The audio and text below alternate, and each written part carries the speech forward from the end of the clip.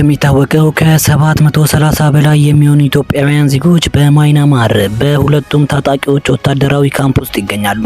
ከ250 በላይ የሚሆኑት በዲኬቢኤ ወታደራዊ ካምፕ ሲገኙ የቀሩት ከ450 በላይ ያሉት ደግሞ በቢጂኤፍ ስር ይገኛሉ።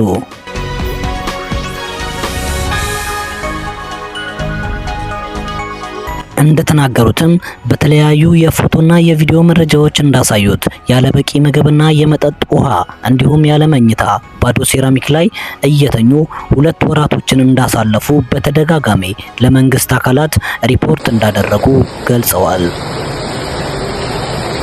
ሆኖም ግን ይላሉ ኢትዮጵያውያኑ ለ2 ወራት ያህል ስንጠብቀው የነበረው የመንግስታችን ምላሽና ወደ ሀገር ቤት የመመለስ ተስፋችንን የሚያጨልም ያለንበት የዲኬቢኤ አመራሮች ከስሩ ያለነውን የ250 በላይ ኢትዮጵያውያንን ሊስት እንዳላስተላለፈ ኒው ዴሊ ካለው የኢትዮጵያ አምባሳደር መስማታችን የራሳችንን ውሳኔ እንድንወስን አስገድዶናል ብለዋል።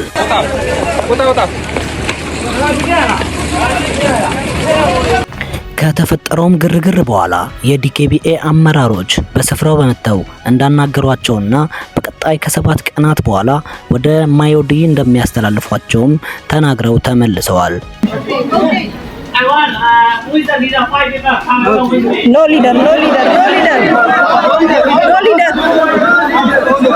የዲኬቢኤ አመራሮችም እንደተናገሩት ከሆነ የሀገራችሁ መንግስት በቀጥታ ዜጎቹን እንደሚፈልግ አልጠየቀንም፣ ይህ የኛ ሳይሆን የመንግስታችሁ ችግር ነውም ሲሉ ተደምጠዋል።